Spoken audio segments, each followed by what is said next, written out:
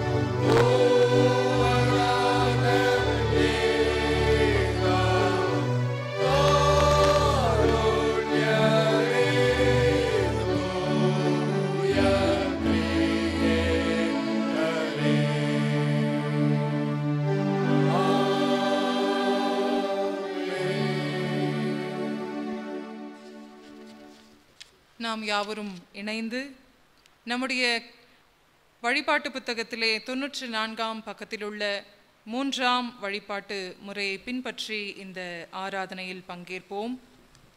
கர்த்தரின் வாசல்களில் நன்றி அறிதலோடும் அவர் பிரகாரங்களில் துதியோடும் பிரவேசியுங்கள். அவருக்கு நன்றி செலுத்தி அவர் நாமத்தை தோத்தரியுங்கள். கர்த்தர் நல்லவர், அவர் கிருபை என்றென்றும், அவர் உண்மை தலைமுறை தலைமுறைக்கும் உள்ளது. நம்மை உண்டாக்கின கர்த்தருக்கு முன்பாக நாம் பணிந்து குனிந்து முழங்காற்படியிடக் கடவோம். வாருங்கள். அவர் நம்முடைய கடவுள், நாம் அவருடைய மேய்ச்சலின் ஜனமும் அவர் கைக்குள்ளான ஆடுகளுமாம். கர்த்தருடைய பர்வதத்தில் ஏறுபவன் யார்? அவருடைய பரிசுத்த ஸ்தலத்தில் நிற்பவன் யார்? சுத்தமுள்ள கைகளும் மாசற்ற இருதயமும் உள்ளவனாய், வீணானதை பற்றி கொள்ளாமலும் கபடாய் ஆணையிடாமலும் இருக்கிறவனே. நமது கடவுளாகிய ஆண்டவருக்கு மிகுந்த கிருபையும் இரக்கங்களும் மன்னிப்பும் உரியது. நாம் அவருக்கு விரோதமாய் துரோகம் செய்தோம். நமது கடவுளாகிய கர்த்தரின் சொல்லுக்கு செவிகொடாமற் போனோம். தமது ஊழியராகிய தீர்க்கதரிசிகளை கொண்டு அவர் நமக்கு முன்பாக வைத்த அவருடைய பிரமாணங்களின்படி நாம் நடக்கவில்லை. கடவுளுக்கேற்கும் பலிகள் நைந்த ஆவிதான். கடவுளே, நைந்ததும் நொறுங்குண்டதுமான இருதயத்தை நீர் புறக்கணியீர். வருந்தி உழைத்து வாரம் சுமக்கிறவர்களே, நீங்கள் எல்லாரும் இடத்தில் வாருங்கள், நான் உங்களுக்கு இளைப்பாறுதல் தருவேன். நான் எழுந்து என் தகப்பனிடத்துக்கு போய், தகப்பனே, பரத்துக்கு விரோதமாகவும் உமது பார்வையிலும் பாவம் செய்தேன் என்பேன். அனைவரும் சேர்ந்து ஏறெடுப்போம். என் கண்மலையும் என் மீட்பெருமாகிய கர்த்தாவே, என் வாயின் வார்த்தைகளும் என் இருதயத்தின் தியானமும் உமது சமூகத்தில் பிரதியாய் இருப்பதாக. ஜெபம் செய்வோம்.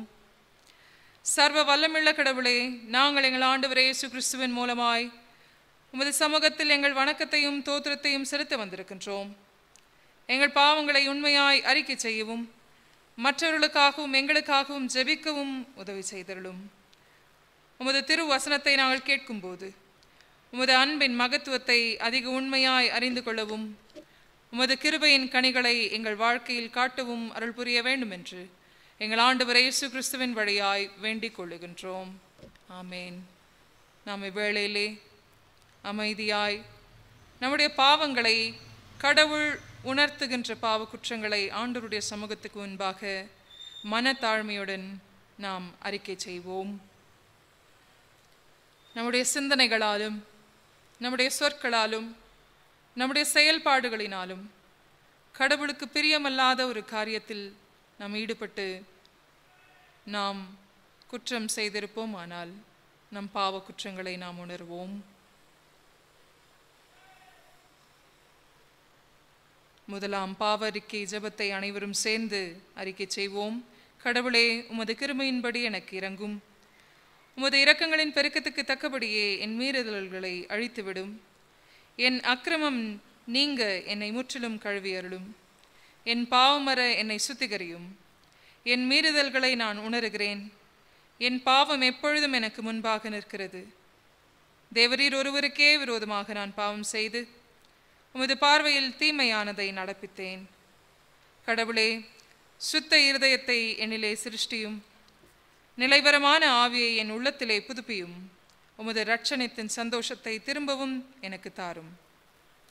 உற்சாகமான ஆவி என்னை தாங்கும்படி செய்யும். உண்மையாய் உணர்ந்து நம்முடைய பாவ குற்றங்களை நாம் அறிக்கை செய்திருப்போமானால் கடவுளின் மன்னிப்பின் நிச்சயம் நமக்கு சொந்தமாகும். அம்மன்னிப்பின் உறுதியை நாம் பெற்றுக்கொள்வோம். இரக்கமுள்ள ஆண்டவரே, உம்மிடத்தில் விசுவாசமாயிருக்கிற ஜனமாகிய நாங்கள் சகல பாவங்களும் அற சுத்திகரிக்கப்படுவதற்கும் அமைதலான மனத்தோடு எமக்கு ஊழியம் செய்கிறதற்கும் எங்களுக்கு பாவ மன்னிப்பையும் சமாதானத்தையும் அருளச் செய்ய வேண்டும் என்று எங்கள் கர்த்தராகிய இயேசு கிறிஸ்துவின் மூலமாய் வேண்டிக் கொள்ளுகின்றோம். ஆமேன்.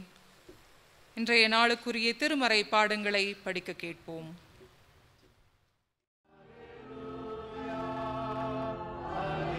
Alleluia.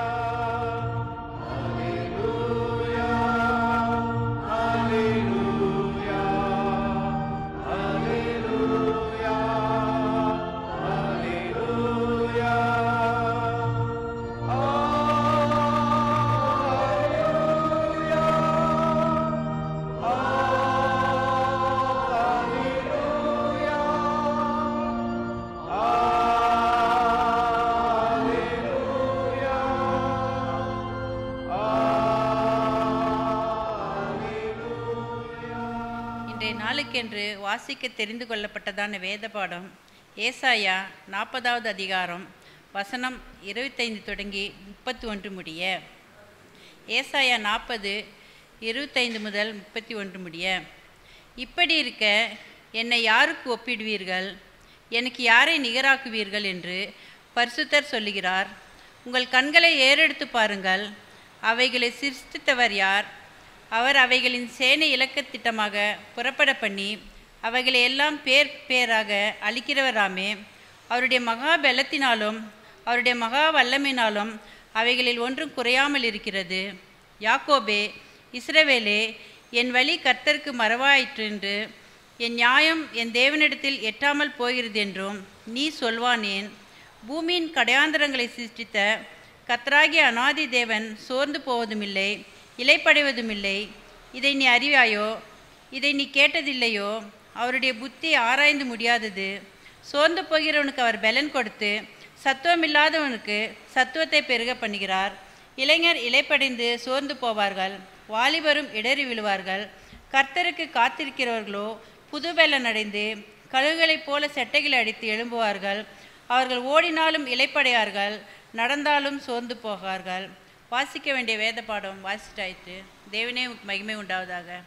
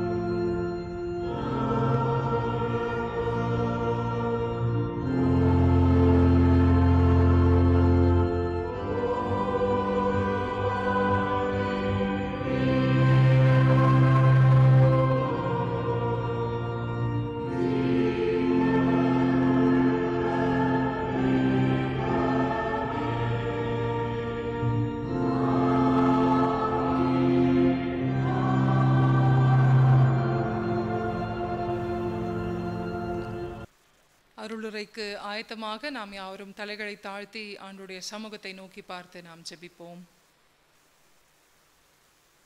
வார்த்தையாகிய கடவுளே, உம்முடைய வார்த்தை எங்கள் கால்களுக்கு தீபமும் எங்கள் பாதைக்கு வெளிச்சமாய் இருக்கின்றதை உணர்ந்து பார்த்து நாங்கள் வழி நடந்து வருவதற்கு ஆண்டவரே உம்முடைய ஒளி எங்களுக்குள்ளே பிரகாசிக்க செய்யும். இவ்வேளையிலுமாய் கர்த்தாவே, உம்முடைய வார்த்தைக்காக நாங்கள் காத்திருக்கின்றோம். ஆண்டவரே, நீர் பேசும். ஆண்டவரே, உம்முடைய வார்த்தைக்கு ஏற்றபடி எங்களுடைய வாழ்க்கையை ஆண்டவரே நாங்கள் செயலாற்றுவதற்கு எங்களுக்கு நீர் பலனாயிருந்து இந்த தியான நேரத்தை பொறுப்பெடுத்து ஆசீர்வதித்தாரும். ஆண்டவர் மீட்பெருமாகிய கிறிஸ்துவின் பெயரில் வேண்டிக் கொள்கின்றோம். அன்பு நிறைந்த நல்ல ஆண்டவரே, ஆமென்.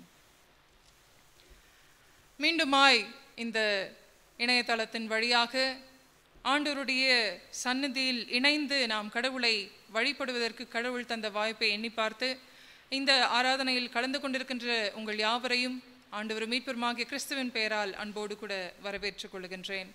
இந்த நாளின் தியானத்திற்கென்று கொடுக்கப்பட்டிருக்கின்ற தலைப்பு waiting upon the holy spirit, பரிசுத்த ஆவியருக்காக காத்திருத்தல். அது தூய ஆவியருக்காக காத்திருத்தல். வெயிட்டிங், அது காத்திருத்தல் என்று சொல்லுகின்ற பொழுது அது யாருக்குமே ஒரு பிடிக்காத ஒரு விஷயம். ஏன்னா நம்ம பல விஷயங்களுக்காக காத்திருக்க வேண்டிய ஒரு நிலை நம்முடைய வாழ்க்கையில் அனுதின செயல்பாடுகளிலே நாம் கவனிக்கிறோம் இல்லையா? அப்படி நாம் காத்திருக்கின்ற சூழ்நிலையிலே காத்திருந்து நாம் சோர்வுடையோராய் மாறிவிடக்கூடிய ஒரு நிலையும் ஏற்படும். அது பலருக்காக காத்திருந்து ஒருவேளை அது தாமதமாகும் பொழுது அந்த காரியம் நடக்கவில்லையே என்ற ஒரு கோபமும் ஒரு வெறுப்பும் நமக்குள்ளே ஏற்படும். ஆனால் இங்கு ஒரு காரியத்திற்காக காத்திருக்கத்தான் வேண்டும் என்று சொல்லி நம்முடைய திருமறை நமக்கு கற்பிக்கின்றது. நம் யாருக்காக காத்திருக்க வேண்டுமாம்? பரிசுத்த ஆவியானவருக்காக நாம் காத்திருக்க வேண்டும். ஆண்டவராகிய இயேசு கிறிஸ்து மரித்து உயிர்த்தெழுந்து தம்முடைய சீடர்களுக்கு 40 நாட்களாக அவர் பல்வேறு சூழல்களில் தனிநபராகவோ ஒரு கூட்டமாகவோ சீடர்களுக்கு தன்னை உயிருள்ள ஆண்டவராக, மரணம் தம்மை மேற்கொள்ளாமல் மரணத்தை ஜெயித்த ஒரு ஆண்டவராக அவர் தோமாவுக்கும் மகதலேனா மரியாளுக்கும் மற்ற சீடர்களுக்கும் பேதுருவுக்கும் தன்னை வெளிப்படுத்தி கொண்டு ஆண்டவர் உயிருள்ள கடவுள் என்பதை நிரூபித்துக் கொண்டிருந்த ஒரு சூழல். அப்படி இருக்கின்ற பொழுது ஆண்டவராகிய இயேசு கிறிஸ்து இந்த உலகத்தை விட்டு விண்ணுக்கு எடுத்துக் கொள்ளுகின்ற ஒரு தருணத்தை தான் அப்போஸ்தலர் 1ஆம் அதிகாரம் 1 முதல் 11 வசனங்களில் நாம் பார்க்கின்றோம். அப்படி இருக்க வேண்டிய ஒரு சூழ்நிலையில் சீடர்கள் எல்லாம் அவர்களுக்கு இருக்கின்ற தவிப்பு, இனி நாங்கள் என்ன செய்ய போகின்றோம், எங்களுக்கு வழி நடந்து வருவதற்கு ஒரு வழி நடத்துனர் இல்லாமல் இருக்கின்ற ஒரு சூழ்நிலையில் ஆண்டவர் அவர்களை இம்மட்டுமாய் தம்முடைய இந்த உலக வாழ்விலே அவர்களை பக்குவித்து பயிற்றுவித்து தாம் செய்த அருண் செயல்கள், தம்முடைய போதனைகளில் எல்லாம் இவர்களோடு இணைந்து அவர்களை உருவாக்கி கொண்டு வந்த ஒரு நிலையில் இப்பொழுது அவர்கள் தனியே போய் கிறிஸ்துவின் நற்செய்தியை இந்த உலகம் முழுவதற்கும் பறைசாற்ற வேண்டிய ஒரு உன்னதமான ஒரு பொறுப்புடையோராய் அவர்கள் செயலாற்ற வேண்டிய ஒரு கடமை உண்டு. ஆனால் அதற்கு முன்பதாக அவர்கள் என்ன செய்ய வேண்டுமாம்? தூய ஆவியருக்காக காத்திருக்க வேண்டும். அந்த தூய ஆவியருக்காக காத்திருத்தல் அல்லது கடவுளின் செயல்பாட்டுக்காக காத்திருத்தல் என்பது பழைய ஏற்பாட்டிலே நாம் படிக்க கேட்ட 1ஆம் ஏற்பாட்டில் ஏசாயா 40ஆம் அதிகாரம் 25ஆம் வசனம் முதல் 31ஆம் வசனம் வரையிலுமாய் அங்கு இஸ்ரவேல் மக்கள் பாபிலோனிய சிறையிருப்பில் இருந்து கொண்டு ஒரு விடுதலைக்காக காத்திருக்கிறார்கள். இன்னைக்கு நாம வாழக்கூடிய, நம்முடைய வாழ்வை அச்சுறுத்தக்கூடிய, உயிரை அச்சுறுத்தக்கூடிய ஒரு பயம் நிறைந்த ஒரு சூழ்நிலையிலும் நமக்கும் ஒரு காத்திருத்தல் உண்டு. எப்படியாவது இந்த கொரோனா நம்மை விட்டு விலகி சென்று விட வேண்டும், இந்த முழு உலகமும் விடுபட வேண்டும், நாம் இருக்கின்ற சூழ்நிலையில் மரணங்கள் தடுத்து நிறுத்தப்பட வேண்டும், அநியாயமாய் இழந்து போகின்ற கொத்து கொத்தாய் இறக்கின்ற அந்த சூழ்நிலை மாற வேண்டும் என்ற ஒரு காத்திருத்தல் நமக்குள்ளே இருக்கின்றது. அதே போன்ற ஒரு காத்திருத்தல் தான் இஸ்ரவேல் மக்களும் பாபிலோனிய சிறையிருப்பில் இருக்கின்ற பொழுது எங்களை விடுவிக்க ஒரு மெசியா வரமாட்டாரா, எங்களை ரட்சிக்கக்கூடியவர் வரமாட்டாரா என்று சொல்லி விடுதலைக்காக காத்திருந்தார்கள். அவருடைய இன்னும் அவர்களுக்கு விடுதலை வரவில்லை, ஆனால் அந்த ஒரு காத்திருத்தல் இருந்தது.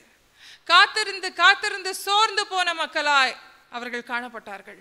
எப்படி அதை வெளிப்படுத்தி இருக்கின்றார் என்றால், எசாயா இறைவாக்கினர் 40ஆம் அதிகாரம் 27ஆம் வசனத்திலே நாம் பார்க்கின்ற பொழுது அங்கு ஆண்டவர் தம்முடைய அந்த கூக்குரலுக்கு செவிகொடாதபடிக்கு நம்முடைய வழி ஆண்டவருடைய கண்களுக்கு மறைவாயிருக்கிறதா என்று சொல்லி புலம்பக்கூடிய மக்கள், அல்லது நம்முடைய அநியாயம் கடவுளுக்கு எட்டவில்லையா என்று சொல்லி கேட்கக்கூடிய மக்கள், நம்முடைய வழிகள் கடவுளுக்கு மறைவா இருக்கிறதா என்று அந்த கேள்வியும், நம்முடைய நியாயங்கள் ஆண்டவருடைய செவிக்கு எட்டவில்லையா என்ற கேள்வியும் ஆண்டவரை அவர்கள் வாழ்ந்த அந்த சிறையிருப்பில் உள்ள மற்ற அந்த தெய்வங்களின் ஒரு நிலைப்பாட்டோட ஒப்பிட்டு பார்க்கிறார். ஜீவனுள்ள கடவுளும் ஒரு கண்ணிருந்தும் காணாதவராய், காதிருந்தும் கேளாதவராய், சமப்படுத்தி பார்க்கக்கூடிய ஒரு நிலையில் அவருடைய விசுவாசத்தில் வீழ்ச்சியுற்றோராய், சோர்வுடையோராய்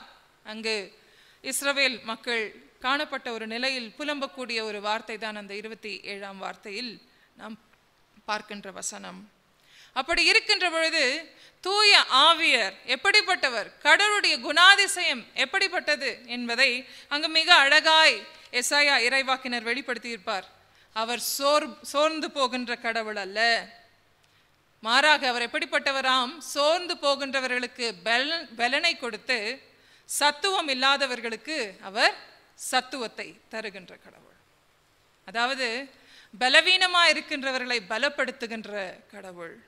எனக்கு சக்தி இல்லை, நாம கூட பல வேளைகளில் புலம்பக்கூடிய வார்த்தைகள் என்ன, எனக்கு தாளந்துகள் இல்லை, எனக்கு ஆற்றல்கள் இல்லை, எனக்கு படிப்பு இல்லை, எனக்கு தகுதிகள் இல்லை, என்னால் இது செய்ய முடியாது என்று நம்முடைய வாழ்வின் சூழ்நிலைகள் நாமும் கூட நம்முடைய குறைபாடுகளை எடுத்து வைக்கின்றோம். அப்படி இருக்கின்ற பொழுது இந்த உலகம் பார்க்கின்ற பார்வையில் கடவுள் நம்முடைய குறைபாடுகளை பார்ப்பது கிடையாது. ஆண்டவருடைய வசனம் இப்படியா சொல்லப்பட்டிருக்கிறது. ஏசாயா 55 அதிகாரம் 8, 9 ஆகிய வசனம், உன் நினைவுகள் என் நினைவுகள் அல்ல, உன் வழிகள் என் வழிகளும் அல்ல என்று சொல்லி, அவர் நம்முடைய பலத்தை பார்க்காமல் நம்முடைய பலவீனத்தை பார்க்கின்ற கடவுள். நம்முடைய பலவீனத்தை அவர் பயன்படுத்தி தம்முடைய மகிமையை நம்முடைய வாழ்வில் விளங்கச் செய்யும்படி அந்த பலவீனத்தை அவர் கண்காணிக்கின்ற கடவுளாக இருக்கின்றார்.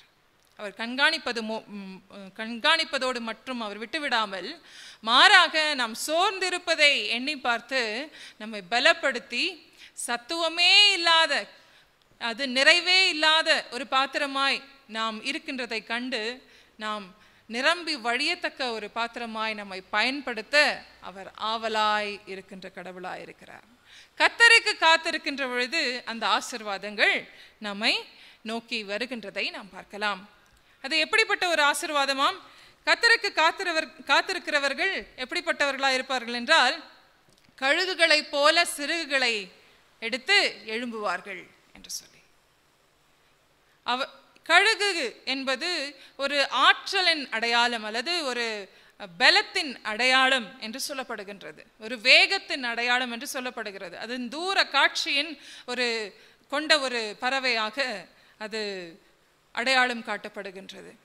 அப்படி இருக்கின்ற அந்த கழுகுக்கும் காத்திருத்தல் என்ற ஒரு தருணம் தன்னுடைய வாழ்வில் வரும்.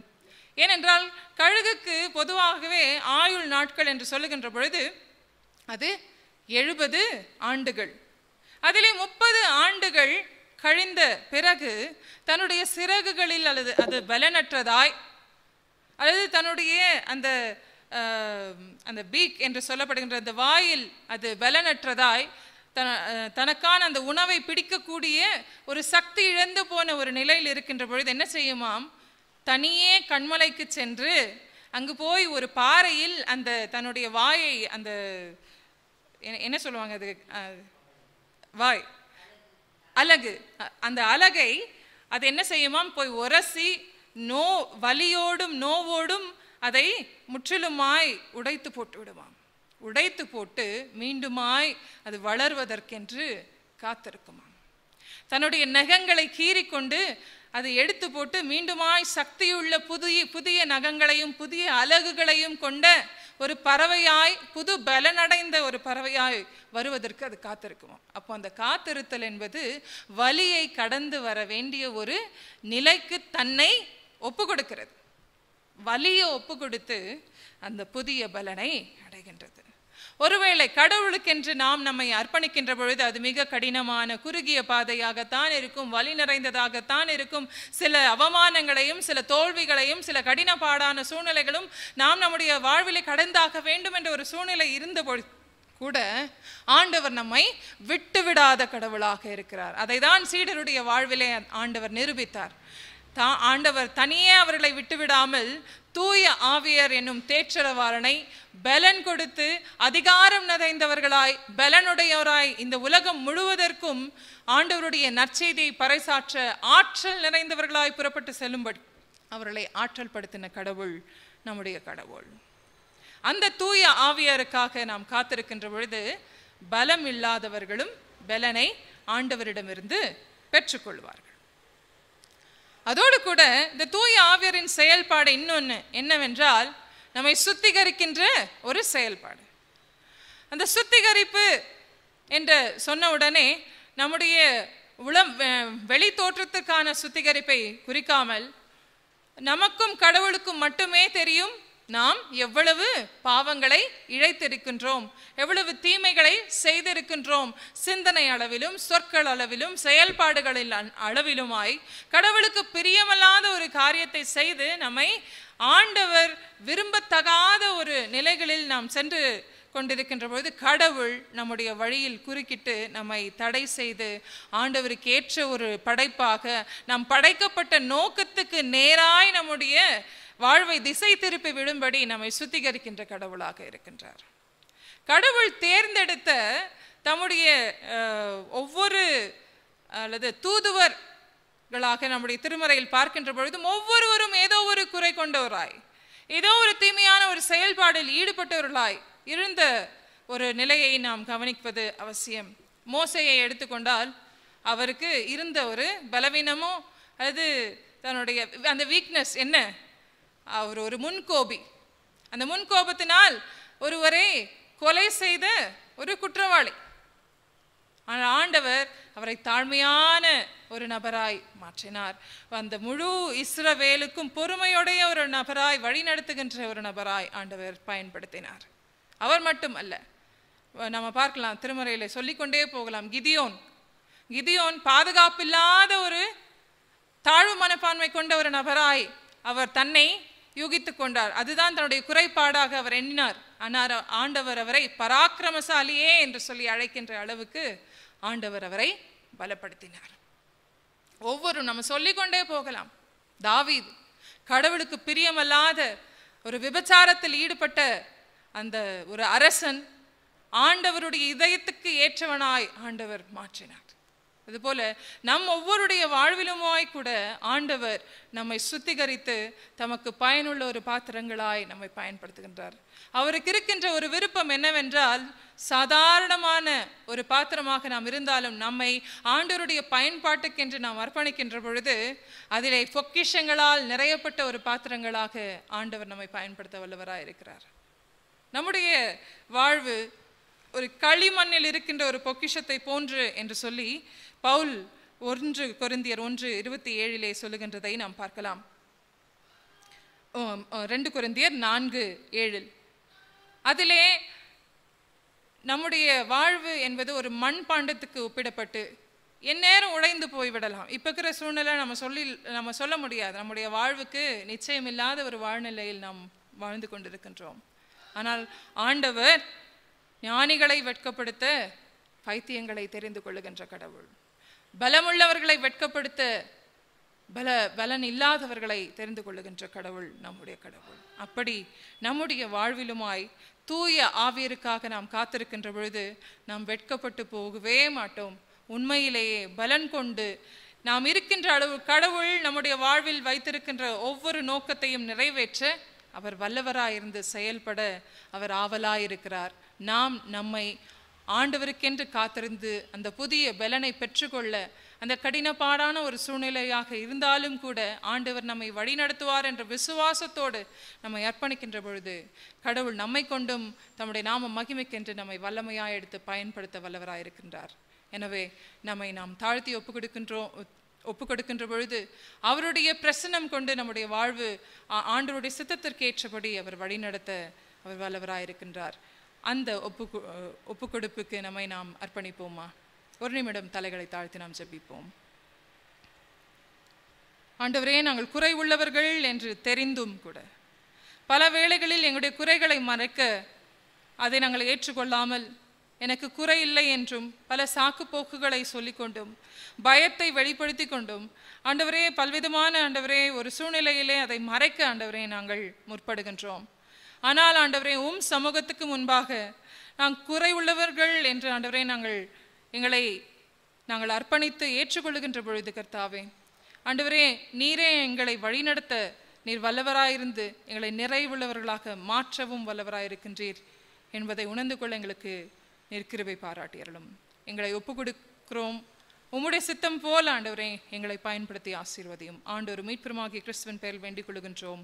அன்பு நிறைந்த நல்ல ஆண்டவரே, ஆமென். திருச்சபையின் அறிவிப்புகளை கேட்போம். கர்த்தருடைய பரிசுத்த நாமத்துக்கு ஸ்தோத்திரம் உண்டாவதாக. சபையாருக்கு அறிவிக்க வேண்டிய காரியங்கள்,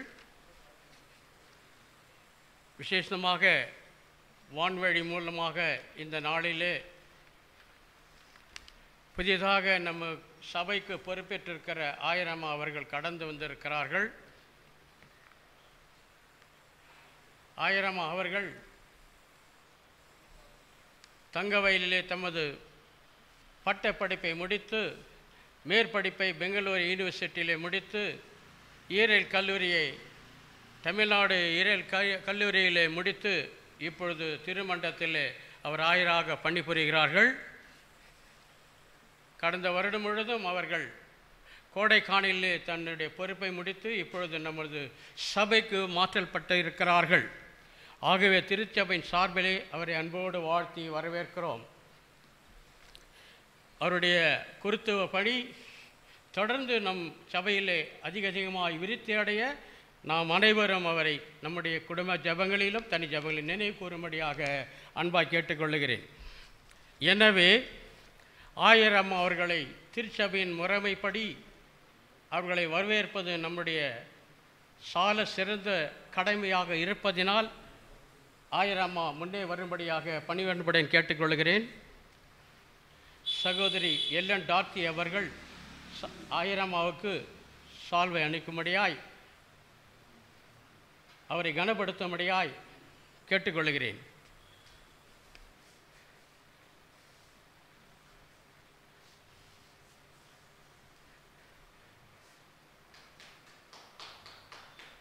அடுத்து ட்ரை ஃப்ரூட்ஸ் அந்த போலை திரு டேவிட் முட்லி அவர்கள் ஐயராம் அவர்களுக்கு வழங்கும்படியாக கனம் பண்ணும்படியாக பணிவன்புடன் கேட்டுக்கொள்ளுகிறேன்.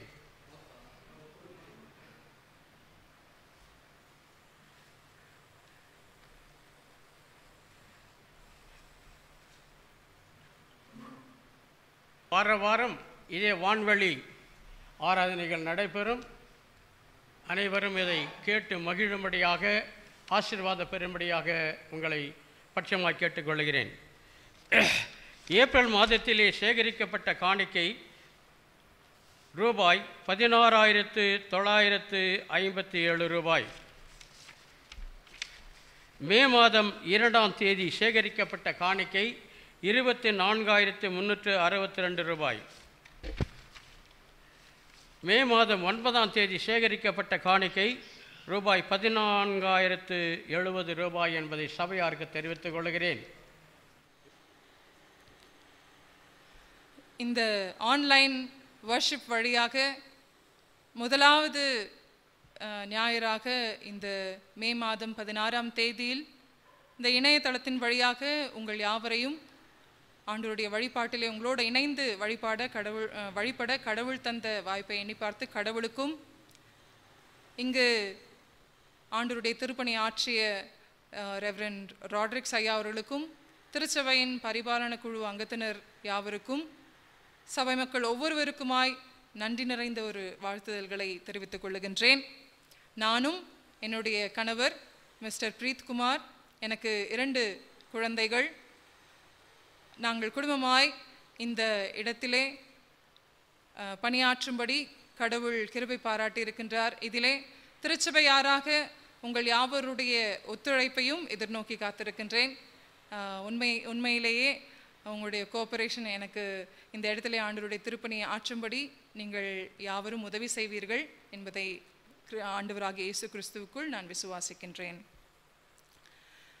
நம்முடைய திருச்சபையின் பரிபாலன குழு தேர்தல் 2021-2024 ஆண்டிற்கான சர்ச் எலெக்ஷனுக்கான வாக்காளர் பட்டியல் அறிவிப்பு பலகையில் போடப்பட்டிருக்கின்றது.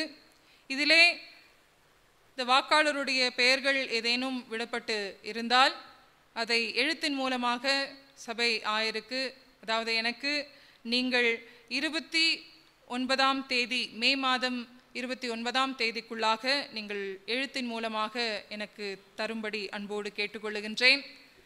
என்னுடைய தொலைபேசி எண் 8884340468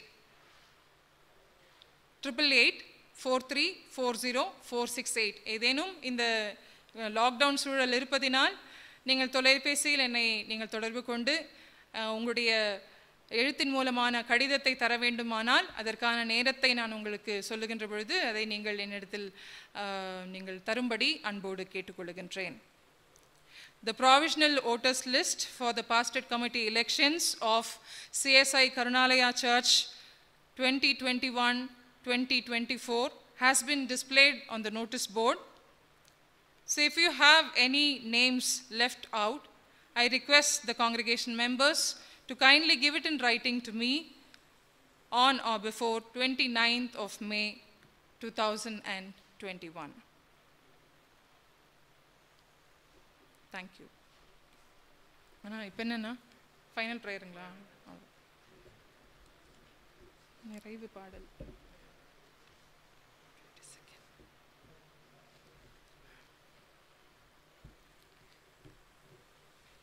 நாம் ஜெபம் செய்வோம்.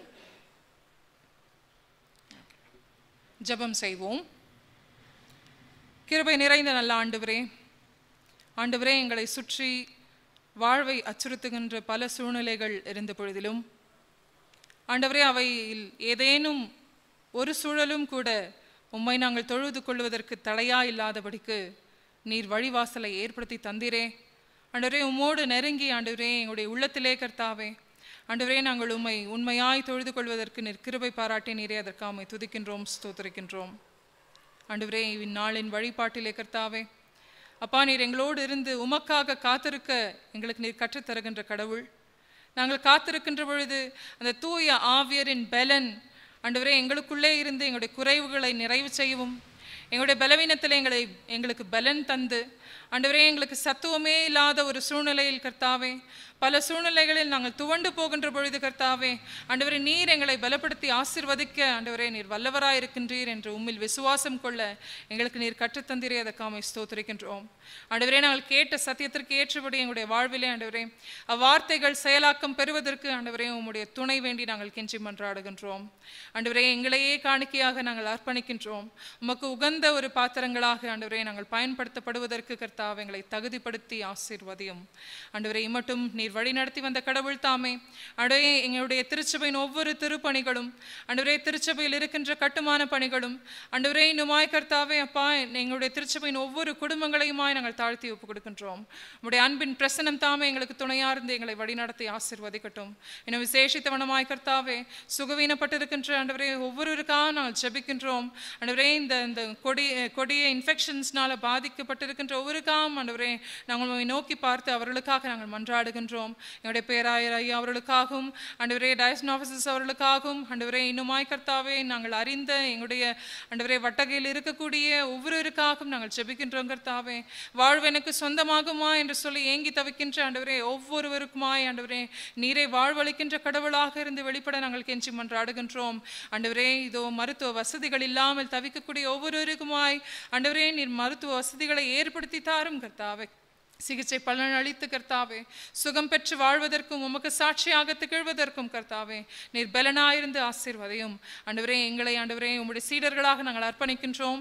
எந்த சூழ்நிலையிலுமாய் ஆண்டவரே உமக்கு சாட்சி பகருவதிலே நாங்கள் விட்டு கொடுக்காதபடிக்கு கர்த்தாவே நாங்கள் வைராக்கியமாய் ஆண்டவரே உமக்கு சாட்சி பகர எங்களுக்கு நீர் பலனாயிருந்து உதவி செய்தருள வேண்டும் என்றும் ஆண்டு ஒரு மீட்பெருமாகிய இயேசு கிறிஸ்துவின் விலையேற பெற்ற நாமத்தில் வேண்டிக் கொள்ளுகின்றோம். அன்பு நிறைந்த நல்ல ஆண்டவரே, ஆமேன். என் ஆத்துமாவே கர்த்தரை ஸ்தோத்ரி, என் முழுமையோட பரிசுத்த நாமத்தை ஸ்தோத்ரி. என் ஆத்துமாவே கர்த்தரை ஸ்தோத்ரி, அவர் செய்த சகல உபகாரங்களை மறவாதே. ஆமேன். விசுவாசத்தினால் ஆண்டவருடைய ஆசீர்வாதத்தை நாம் பெற்றுக்கொள்வோம். நம்முடைய தாயும் தகப்பனுமாகிய கடவுளின் அன்பும் மைந்தராகிய இயேசு கிறிஸ்துவின் அருளும் தூய ஆவியரின் வழிநடத்தலும் ஆசீர்வாதமும் சமாதானமும் நம் அனைவரோடும் இன்றும் என்றும் சதா காலங்களிலும் தங்கி நிலைத்திருப்பாராக. ஆமேன்.